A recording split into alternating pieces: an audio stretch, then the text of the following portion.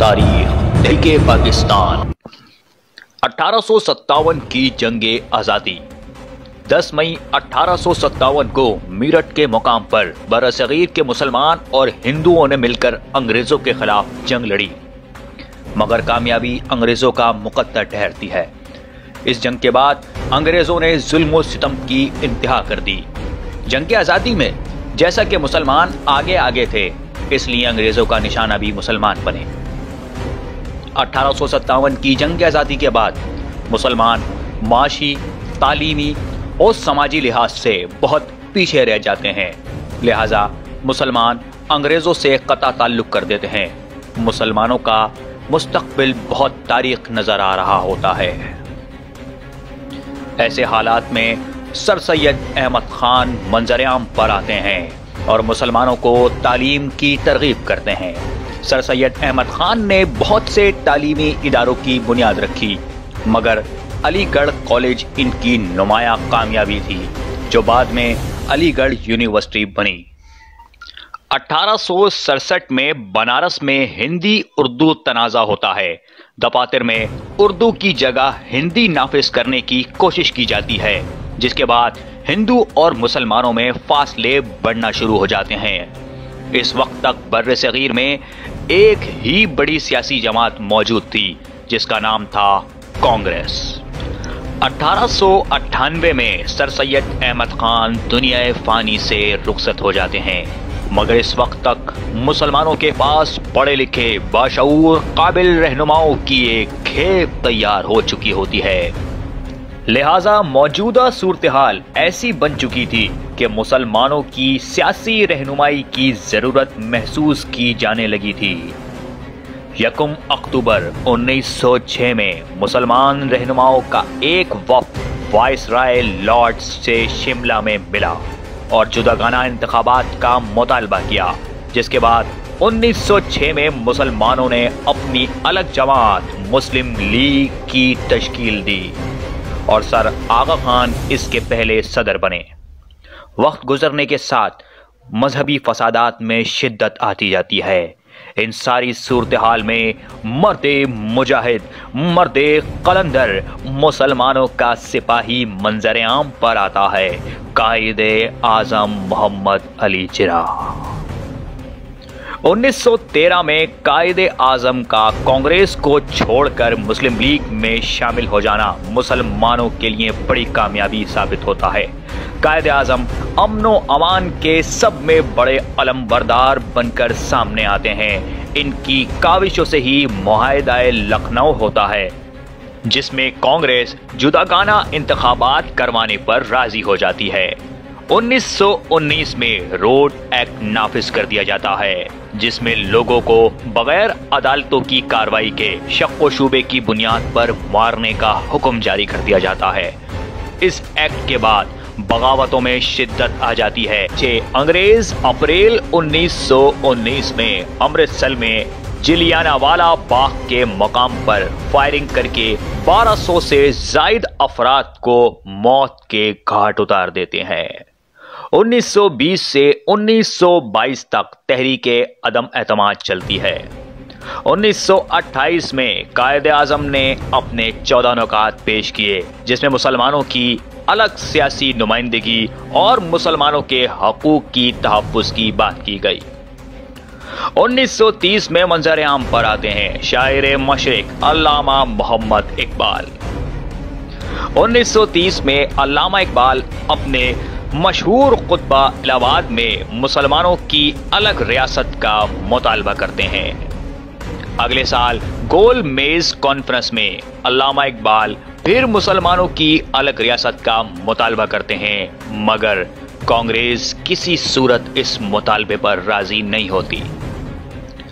1933 में मंजर-ए-आम पर आते हैं चौधरी रहमत अली।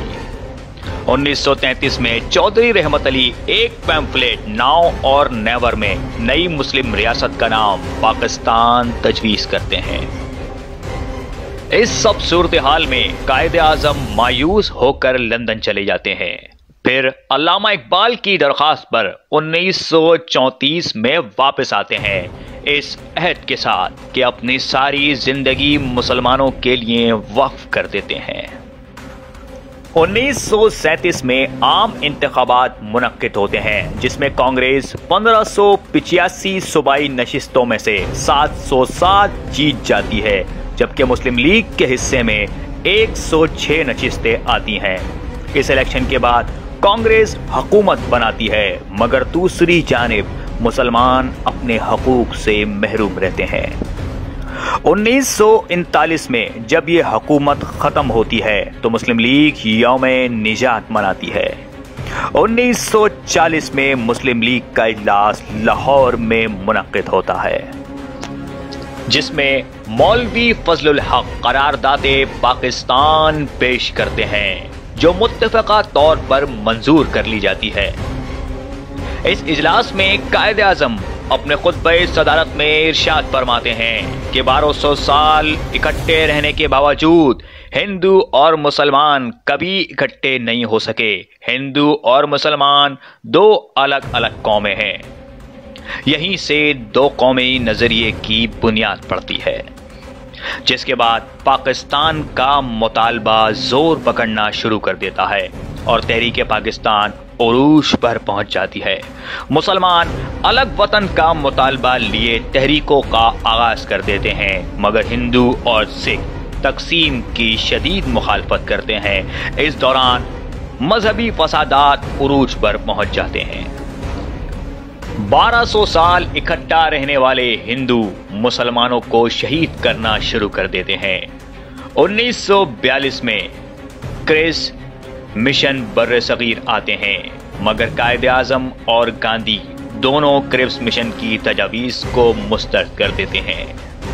1944 में कांग्रेस रहनुमा राजगोपाल आचारी मुसलमानों के अलग वतन का मुतालबे को तस्लीम कर लेते हैं। गांधी जी मुत्तहदा हिंदुस्तान पर अड़े रहते हैं और कायदे आज़म अलग वतन का मुतालबा लिए तहरीक को जारी रखते हैं। अब मुसलमानों और हिंदुओं के रास्ते वाज़ेह तौर पर अलग हो चुके हैं। 1945 में वायसराय शिमला में एक कॉन्फ्रेंस तलब करते हैं। जवाहर लाल नेहरू हिंदुओं की नुमाइंदगी करते हैं, सितारा सिंह सिखों की नुमाइंदगी करते हैं, और ये दोनों मुसलमानों के अलहदा वतन की तकसीम की सख्त मुखालिफ हैं। कायदे आज़म मुसलमानों की नुमाइंदगी करते हैं। कायदे आज़म पाकिस्तान के हुसूल के अलावा कोई समझौता करने को तैयार नहीं।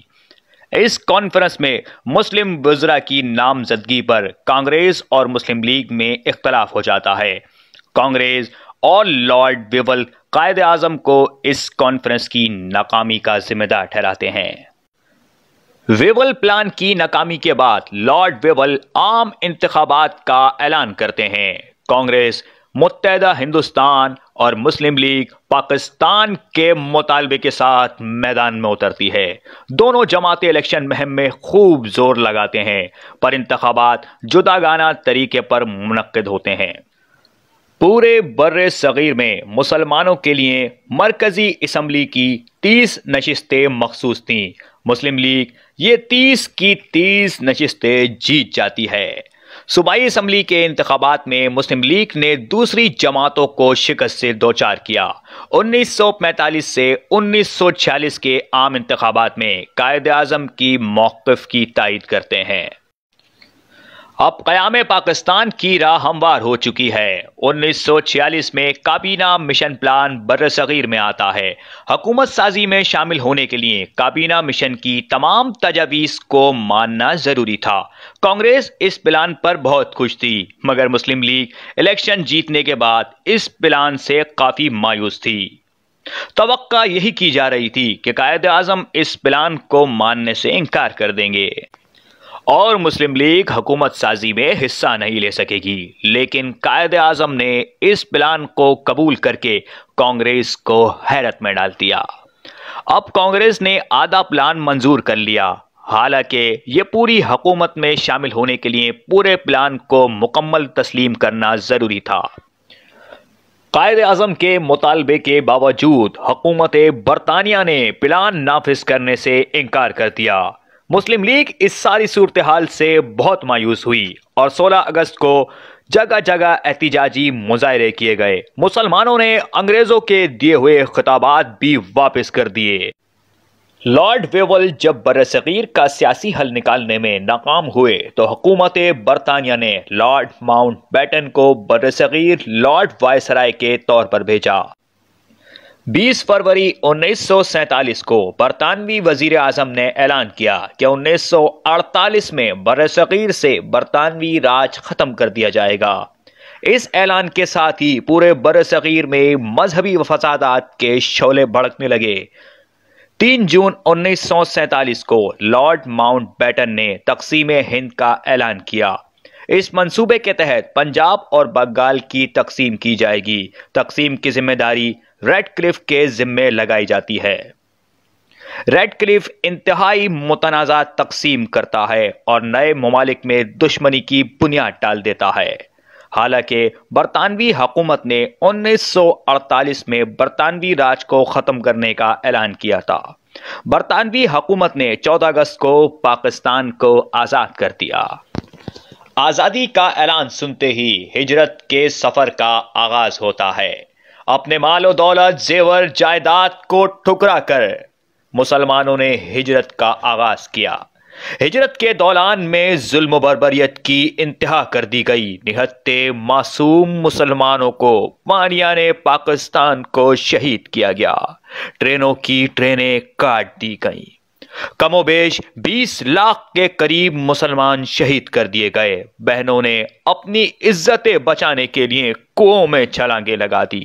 بھوک برداشت کی تھی، عزتوں کی شہادت ہوئی تھی، بہنوں کو نوچا گیا تھا، دریا سرخ ہوئے تھے جب بنا تھا پاکستان، جب بنا تھا پاکستان، جب بنا تھا پاکستان۔